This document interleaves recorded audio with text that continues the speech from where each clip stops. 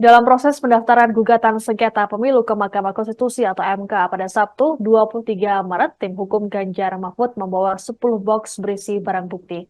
Box-box transparan tersebut dibawa oleh anggota tim hukum Ganjar Mahfud menggunakan 2 mobil. Bukti-bukti tersebut dikelompokkan dalam map berwarna merah. Deputi Hukum TPN Ganjar Mahfud Todung Mulya Lubis dalam keterangannya mengatakan pihaknya membawa permohonan yang cukup tebal mencapai 151 halaman. Sebagai informasi, dalam pendaftaran gugatan sengketa ke MK ini ada sejumlah tokoh yang turut hadir seperti Sekjen PDIP Hasto Kristianto, Masinton Pasaribu, Jarod Saiful Hidayat, Adian Napitupulu, hingga Ketua TPN Ganjar Mahfud Arsyad Rashid.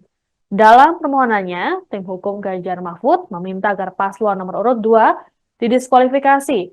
Kemudian, pemungutan suara ulang di seluruh TPS di Indonesia hingga meminta KPU RI membatalkan keputusan pemenang Pilpres.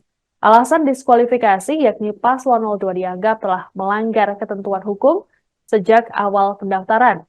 Hal ini sudah dikuatkan dengan keputusan Majelis Kehormatan MK atau MK-MK dan DKPP.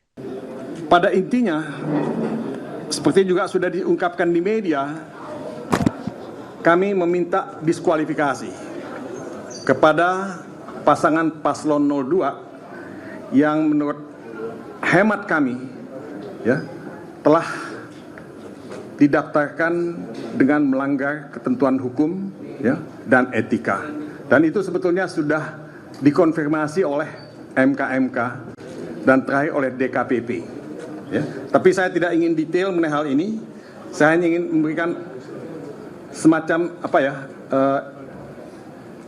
indikasi. Kemudian juga tentu karena ada diskualifikasi, kita juga memohon pemungutan suara ulang di seluruh TPS di Indonesia. Jadi bukan di satu tempat atau 2 tempat, tapi di seluruh Indonesia. Dan tentu kami juga meminta kepada MK untuk membatalkan keputusan KPU yang kita sama-sama dengarkan beberapa hari yang lalu. Dan memerintahkan KPU untuk mengadminister, menyelenggarakan pemungutan suara ulang seperti yang kami minta.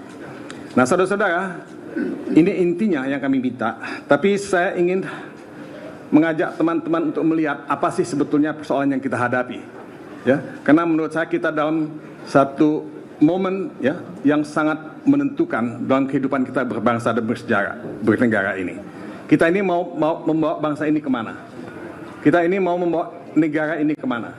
Demokrasi itu penting, supremasi hukum itu penting, konstitusi itu penting, dan kita tidak ingin itu diinjak-injak.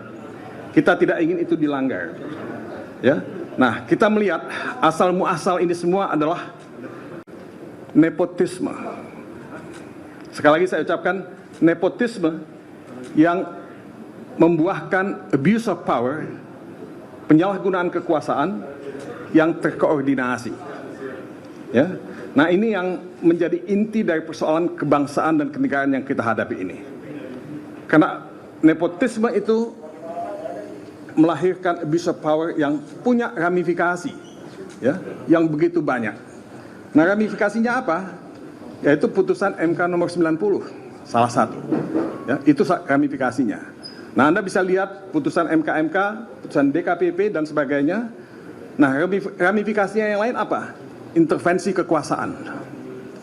Kemudian politisasi bansos, itu ramifikasinya. Dan kriminalisasi kepala desa yang begitu banyak kita saksikan di banyak tempat. Download Tribun X sekarang, menghadirkan lokal menjadi Indonesia.